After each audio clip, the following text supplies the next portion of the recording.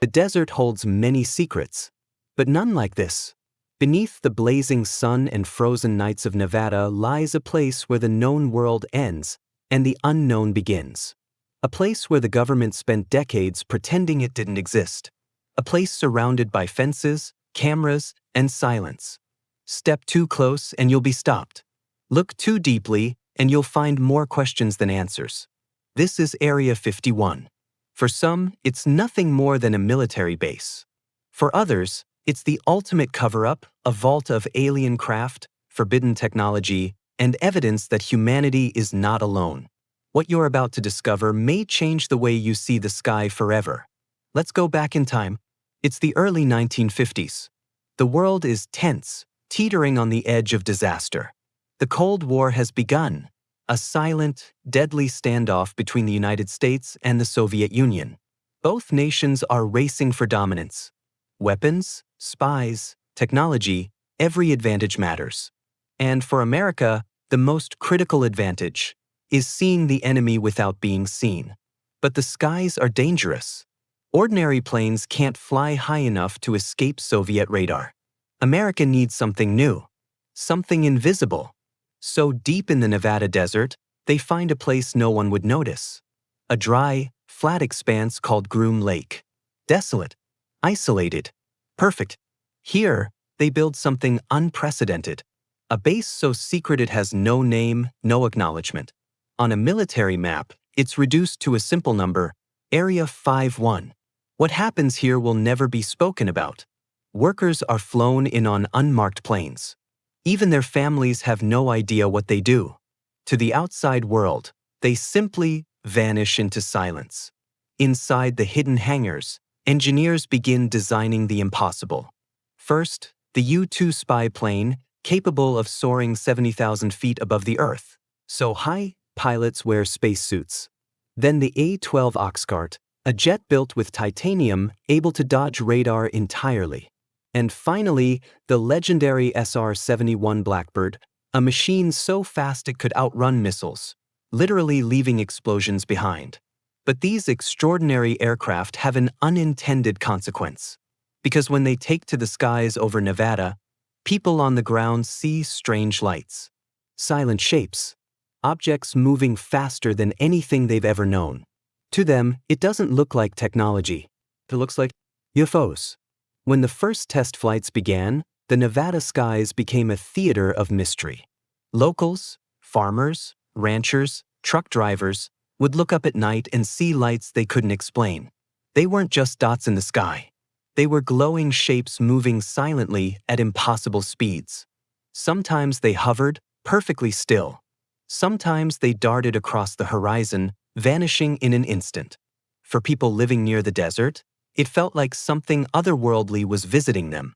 But the truth was more complicated. What they were really seeing were classified aircraft unlike anything the public had ever imagined. The U-2, for example, flew at an altitude no commercial plane could reach. From the ground, it seemed to float like a silver needle in the stars. The A-12 and the State Route 71, they flew faster than the sound they created, streaking across the night, glowing from the heat of friction with the air. But to a farmer standing on his porch, it looked like a flying saucer. And the government didn't correct the rumors, because admitting the truth would reveal too much America's secret spy technology years ahead of its time. So instead, the silence grew. Every unexplained light, every strange sound in the desert, every object that moved like nothing else in the sky, became another UFO story. And slowly, Area 51 transformed from a simple military testing site into a legend, a place whispered about in bars and diners, a place people imagined as a vault for alien spacecraft, a place the government would never admit existed. And the mystery was only beginning. Before Area 51 even had its name, another story was already planting the seeds of mystery. It was 1947. In the quiet desert outside Roswell, New Mexico, something fell from the sky. A local rancher discovered strange metallic debris scattered across his land, lightweight, impossibly strong, unlike anything he'd seen before. When the military arrived, they made a shocking announcement. They said they had recovered a flying disc. Newspapers exploded with headlines. Could it be proof that something, or someone, from beyond our world had arrived? But just one day later, the story changed. The military issued a new statement. The wreckage, they now claimed, wasn't a flying disc at all. It was just a weather balloon. That sudden reversal, so quick, so suspicious, ignited a storm of doubt. People began to ask, why would the government call it a flying disc if it wasn't? What was really found in that desert? Some believed the crash involved an alien craft and that the wreckage, and even the bodies of its pilots, were secretly taken away. But where would you hide something that important? Not on a normal base. Not anywhere the public could reach. You would take it to the most secure, most hidden place imaginable. Decades later, conspiracy theorists would point to one location again and again: Area 51. They claimed the Roswell debris was moved there, studied, disassembled, locked away in underground vaults. The government denied it all. But the timing was too strange. The secrecy around Roswell only fed the fire. And by the time Area 51 became known, the legend had already taken on a life of its own. Fast forward to 1989. For decades, Area 51 had been a silent enigma, a base surrounded by rumors but never confirmed. And then, one man steps into the spotlight. His name is Bob Lazar. He claims he worked on a secret project near Area 51, at a hidden facility called S4, built into the side of a mountain near Papoose Lake. What he says is beyond anything the world has heard before. According to Lazar, deep inside those hangars, he saw 9 flying saucers. Not experimental jets. Not futuristic prototypes. But machines of unknown origin. He describes their shape, their interiors, their engines. He says they didn't run on fuel like ours. They used something called element 115, a material that could bend gravity itself. The crafts didn't fly like normal planes. They manipulated space-time, creating their own gravity fields, allowing them to move in ways that seemed to defy physics. At the time, scientists scoffed. Element 115 didn't exist. Gravity propulsion? Impossible. But decades later, scientists did confirm the existence of element 115, exactly as Lazar described. Still, the government denied his story. They erased his employment records, discredited his education, branded him a liar. But Lazar's details were too precise. His description of security protocols, his explanation of hangars carved into the desert mountainside, his knowledge of UFO movements above Groom Lake. It couldn't all be fantasy. His story reignited a global obsession. What was really hidden in the Nevada desert? Was Area 51 not just a testing ground, but a vault for technology from another world? Today, Area 51 is no longer invisible. You can see it clearly on satellite images. Vast runways etched into the desert, long hangars, new construction appearing year after year. But knowing where it is doesn't bring you any closer to the truth. Because the moment you approach, the desert watches you. Hidden cameras track every movement. Motion sensors are buried in the sand. And then there are the guards, known as camo dudes. They patrol the edges of the restricted zone in unmarked trucks. No names, no insignia. Step beyond the warning signs, and they appear silent, sudden. Trespassers are intercepted instantly. Some are arrested.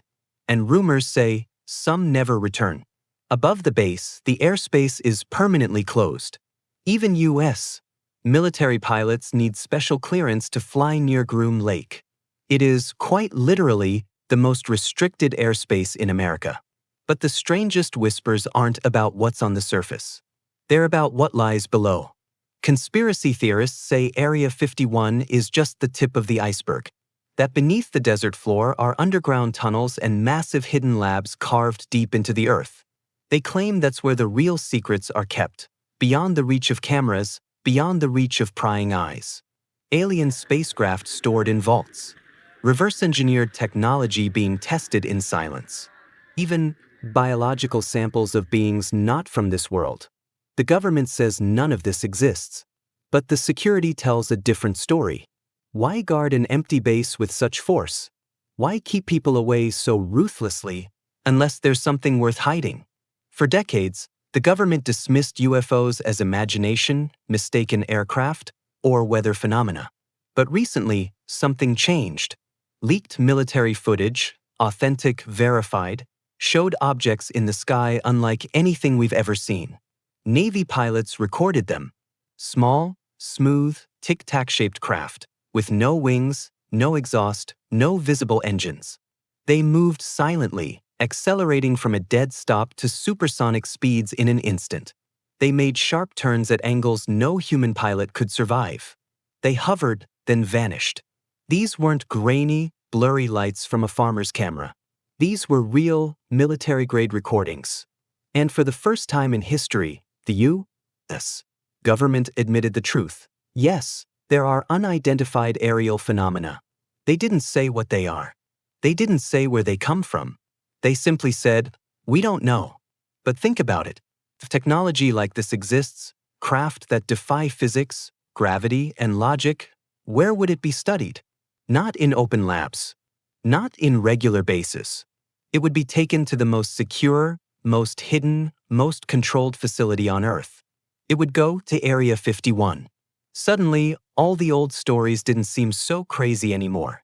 Bob Lazar's claims, the Roswell debris, the sightings over Nevada, they began to feel less like conspiracy and more like pieces of a puzzle we're still not allowed to see. The modern UFO footage didn't just raise new questions. It brought old ones roaring back to life. Area 51 began as a simple solution, a remote site to test secret planes during the Cold War. But over time, it became something far more. It became a symbol of everything we're not supposed to know, a symbol of locked doors and unanswered questions, a symbol of the possibility that humanity is not alone and that someone, somewhere, already knows the truth. Maybe behind those gates are only advanced aircraft. Maybe it's just the next generation of stealth technology, drones, hypersonic weapons, things we'll learn about decades from now. But what if it's more? What if beneath the desert, hidden in underground vaults, lies technology that could change everything? What if the answers to faster-than-light travel, free energy, or even proof of life beyond Earth are already there, waiting to be revealed? And what if the truth is simply too big, too shocking for the world to handle? For now, the gates stay locked. The guards stay silent. And Area 51 remains what it has always been, the greatest mystery on Earth. But one day, secrets have a way of slipping through cracks. One day, the truth may finally break free. And when it does, our understanding of the universe may never be the same. If you believe the truth must be uncovered, if you want to dive deeper into the secrets the world isn't ready to share, backhand index pointing right, like this video, subscribe, and join us as we continue the search for answers.